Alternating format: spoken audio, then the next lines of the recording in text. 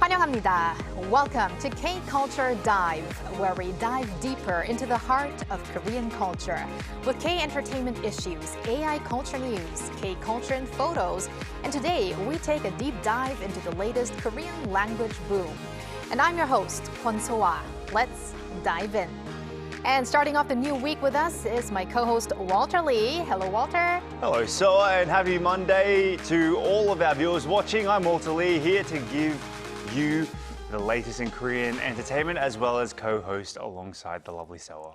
All right, lovely Walter. Let's start off with K-Enter News then. And we're going to kick off with Blackpink, who have joined a rather rare club. A very rare club indeed. So on Friday afternoon, the powerhouse girl group, they smashed past the 100 million subscriber on YouTube. Now, they are becoming the first artists in the world to hit that massive number. They were awarded YouTube's ultra rare red diamond button, the highest achievement for YouTube creators so far. And there are only 16 channels that actually have this prestigious button. Now, the members shared their excitement in a video message to fans around the world, thanking them for helping them reach that huge achievement. It's such a big achievement indeed. Blackpink are also gearing up to drop their third mini album, Deadline, on February 27th. It's the first album release in 3 years and 5 months since their second full-length album back in September 2022, and that is this Friday, so don't miss out. Wow, what an achievement that really solidifies their dominance worldwide. Yes, so congrats to Blackpink. And now, Walter, next up is a story that goes to show that you're never too old to fulfill your dreams. Yes, this gives me a little bit hope in my life. So yes, if there was a night of heartfelt applause for 88-year-old first-time director Kim Dong-ho, the former chairman of the Busan International Film Festival, as he officially stepped behind the camera for his feature debut for Mr. Kim Goes to the Cinema. Now, Mr. Kim Goes to the Cinema marks Kim Dong-ho's first feature-length documentary, a reflective and deeply personal look into the state of movie theaters and the future of cinema, told through the eyes of a man who is dedicated to film. Now, after decades of shaping Korea's film industry from behind the scenes, Kim has now been telling its story from the director's chair. Now, both a time capsule and a tribute to magic of the big screen, Mr. Kim Goes to the Cinema is currently playing in megabox theaters nationwide. All right, and lastly, news on the very talented actress Kim Eun-kyung. Yes, she is very talented indeed. In fact, it's an historic win for Kim Eun-kyung as the actress becomes the first Korean performer ever to take home Best Actress at the Japan's highly respected Kanemo Junpo Awards, one of the oldest and most prestigious honors in the Japanese film industry. Now, Kim earned the trophy for her performance in the director Miyake Sho's film Travel and Days. Even more impressively, she's the first non-Japanese actress in 32 years since Ruby Moreno, who won it in 1993. Now, Travel and Days also claimed the #1 spot on this year's Best 10 list for Best Japanese Films. Now, taking the stage, Kim was emotional as she accepted and delivered a speech talking about the challenges she faced throughout her career. She admitted she questioned herself and even considered giving up, but this project, she said, reminded her of why she continues. Now, back in Korea, Kim is set to actually make her long-awaited TV return in the TVN drama Mad Concrete Dreams, which is going to air in March. Can't wait for that. And thank you very much, Walter, for those updates. No worries. And now let's move on to our AI anchor Arirang for more on the culture front. Arirang, take it away. Thanks, Swa.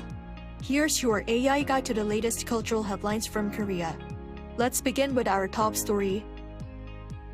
K-pop solidified its global market dominance as South Korean artists swept 7 of the top 10 positions on the 2025 Global Album Sales chart by the International Federation of the Phonographic Industry, or IFPI. Stray Kids led the K-pop contingent at number 2 with their album Karma, followed by 17's Happy Birthday at number 3, and ENHYPEN's The Desire, Unleash at number 4. Other top-performing albums included TXT's The Name Chapter, Together, I've Empathy, and G-Dragon's Ubermensch. The IFPI Global Album Sales chart aggregates the total number of units sold across all physical formats, such as CDs and vinyl records, alongside paid full album digital downloads worldwide. South Korea's retail and hospitality industries enjoyed a tourism boom this month as Chinese tourists flocked to Korea during their 9-day Chunjie Lunar New Year holiday. Between February 15th and 23rd, Lotte department store saw a record-breaking 260% surge in sales from Chinese tourists, while Lotte duty-free saw sales to foreign customers jump approximately 70% compared to last year's holiday period. The tourism boom extended beyond Seoul, with Grand Hyatt Jeju reporting a 100% occupancy rate during the holiday, as travelers from the Greater China region crowded the island. The government plans to continue expanding customized tourism programs and benefits for foreign tourists to keep up the momentum. Snow sledding hills at Tuksum, Tamon, and Yeouido Hangang River Parks drew a record-breaking 180,850 visitors during their 50-day run this winter season. That's the highest attendance since all 3 locations opened simultaneously in 2023. This season's turnout represents a 30% increase compared to the year before. Seoul City government plans to repurpose the Yeouido and Tuksum sites into year-round cultural hubs by hosting pop-up stores and various exhibitions to ensure the parks remain vibrant destinations across all 4 seasons. That's all from me. Turning now to a quick look at more K-culture stories making headlines today.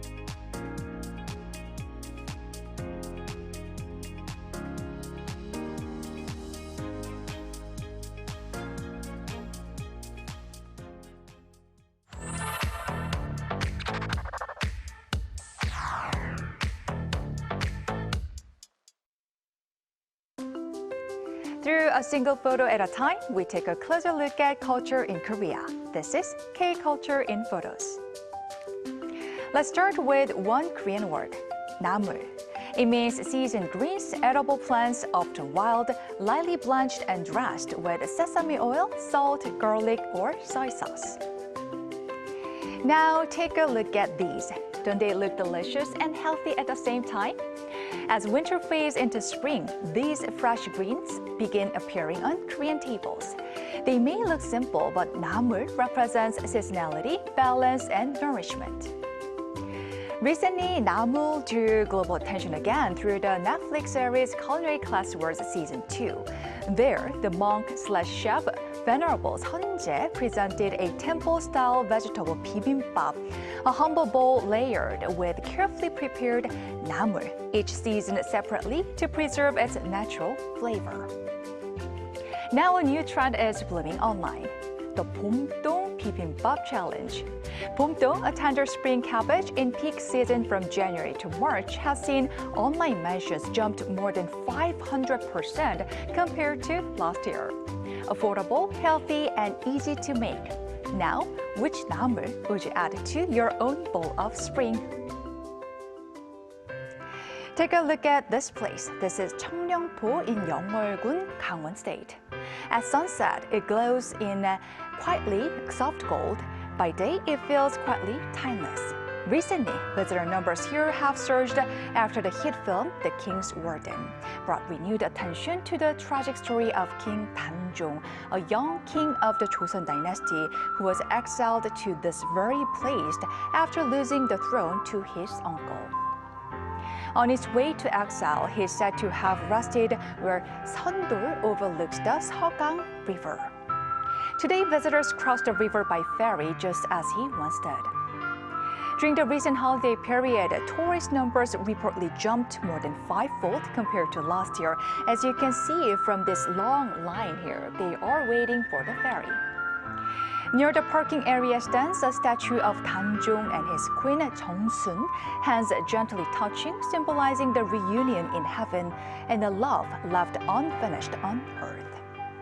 And here, the reconstructed royal residence, Tanjung's temporary palace in exile. It seems history still lingers in the air at Cheongnyongpo. Do you see it up in the sky, that Taeguk symbol drawn in white smoke? Can't quite see it? Then take a closer look.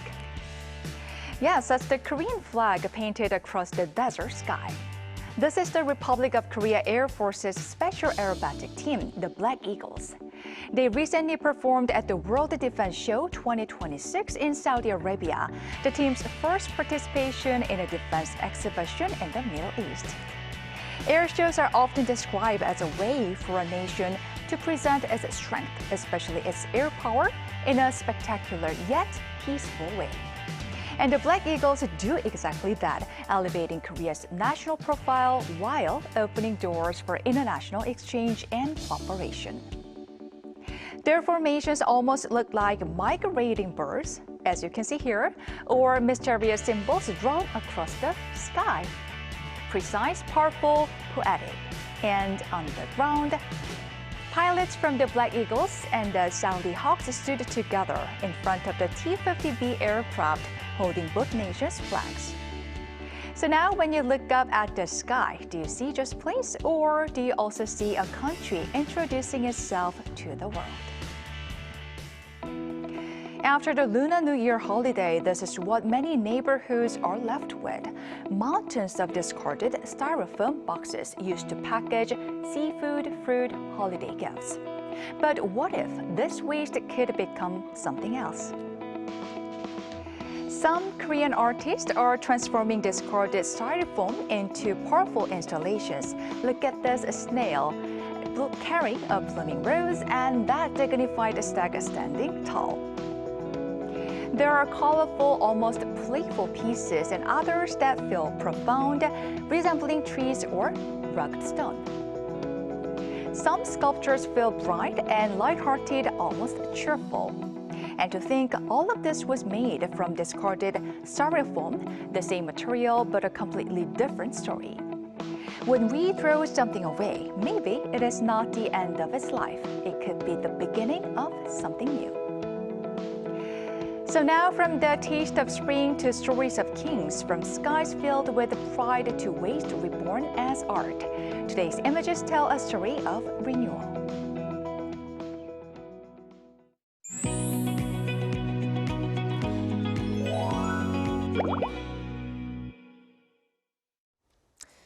Korean is no longer just the language of K-dramas and K-pop. It's becoming a global learning trend. Is this simply another ripple effect of K-content's global popularity, or are we witnessing a deeper shift in the cultural standing of the Korean language itself?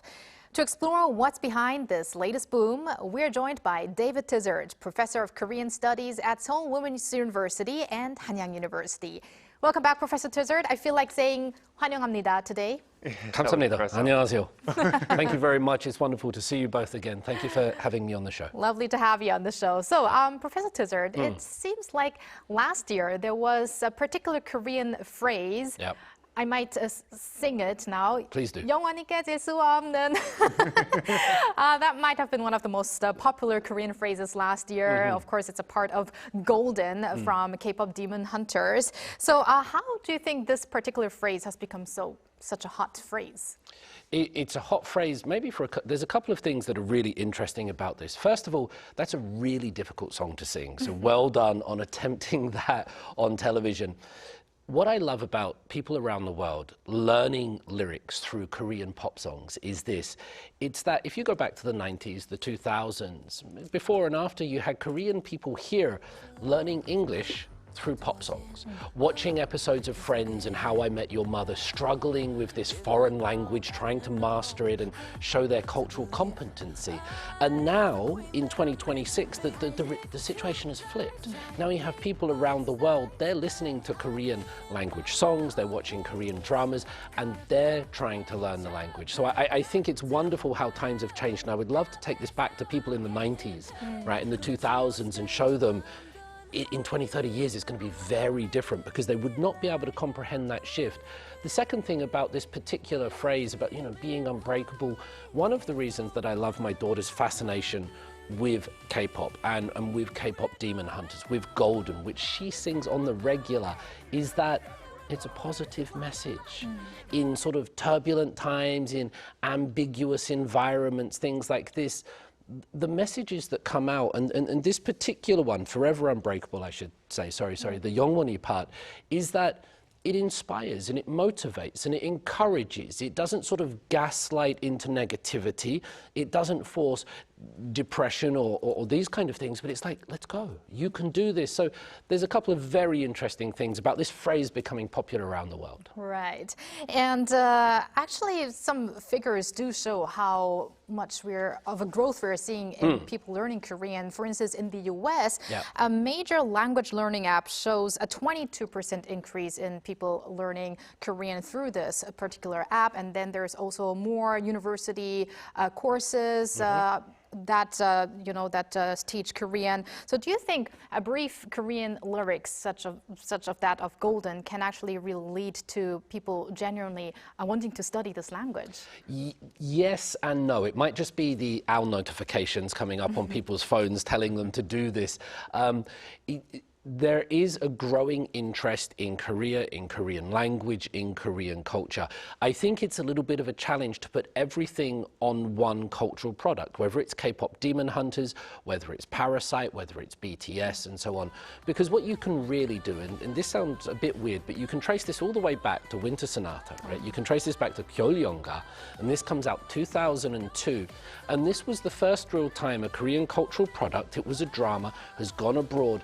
And Japanese people, particularly Japanese middle-aged housewives, they were fascinated by Bae Young-jun, Yeon-sama they called him, and they started buying calendars, photo cards, learning the language, coming to Korea to visit Nami Island and all the sites, and it's been growing steadily ever since then. Yes, there's been some ups and downs, but from about 2002, you've had this growing number of people all around the world slowly wanting to learn Korean, and this reflects not only the success of Korean cultural products. They're now spreading further than Japan. They're going out into the world.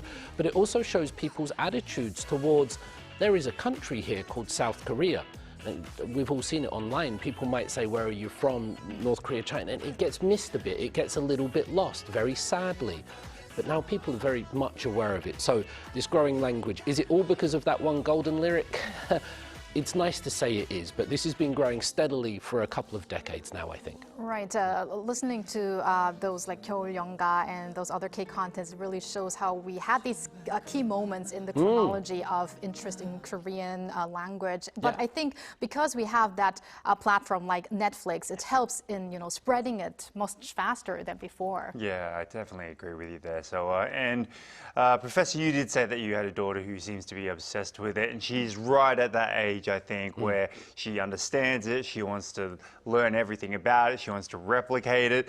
So what other expressions became widely known through K-pop Demon Hunters? Is there anything that she says on the regular or you hear? My daughter is fluent, hello Elizabeth, my daughter is fluent in Korean, so for her, she will hear terms, or people will hear terms in K-pop Demon Hunters, like 선배, like 후배, like 막내, and these are not specific to that film, they're not specific to K-pop. We still use 막내 in a family sometimes as well, and 후배 and 선배 in an academic or a professional setting. But these are Korean cultural terms that don't really easily translate. We don't use them in the West. There are, of course, different cultures will have honorific terms, but I think what you got with K-pop Demon Hunters was you were getting things like 막내 going out of the K-pop ecosphere into broader society. You had people that weren't aware of this suddenly becoming aware. You had things like 대박 coming in, you had the honey ones, people suddenly asking about the Joseon dynasty, Gat and the Honmuns and all of this. So these 막내s, 후배s, 선배s, this was definitely a part of people becoming interested in the culture. Yes, and you did say that like some of the things we don't really use in English or Western society, some of it doesn't translate. So with the popular Korean lyrics from lines from K-pop dramas or K-dramas and gaining attention, could you maybe give us some examples of some expressions that cannot be, fully conveyed through translation? That's a really difficult one because the translators now are so skillful. We were talking before we went on air about your linguistic skills across 3 different languages. Back in the early 2000s, when these Korean cultural products were being translated, the translators were obviously doing their best, but they didn't always have specific knowledge of the Korean culture and the culture that they were translating into. Now we have this amazing group of TCKs, third culture kids, people well versed in multiple environments, and they're able to, as a job, sometimes as a hobby online, they're able to translate these terms in a way that anybody can understand it instinctively, And this happens sometimes. You get celebrity figures. We have people like Darcy Parkett, who does Bong Joon-ho's movies and that. But it's on Netflix, and the reason people can watch K-pop Demon Hunters, sometimes a foreign language movie, is that the subtitles are done so wonderfully. I'm sure, just like me, you've been in conversation, right? And we say, how do you translate this? How do you translate gosuhada? How do you translate taptaphada? Han, nunchi, jong, all of these terms, it becomes very difficult. But thanks to these people, and the availability of Netflix, you don't have to download or install something. The streaming services do it for you. So is there anything that's untranslatable now? That might be a broader philosophical question because, everything's a spectrum. There's love and hate in every society. There's emotional intelligence. There's bonding. All of these things exist. And I think rather than saying concepts we can or cannot translate, it's up to us as humans to open our minds to these concepts there and go, I can begin to understand this through empathy and welcoming and openness.